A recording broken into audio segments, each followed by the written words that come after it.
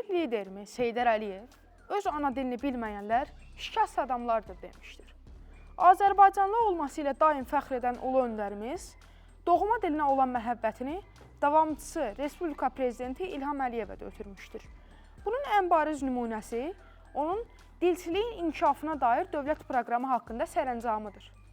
Dilimizə yaranan hər şeir, hər musiqi gözəldir, kölün oxşayandır.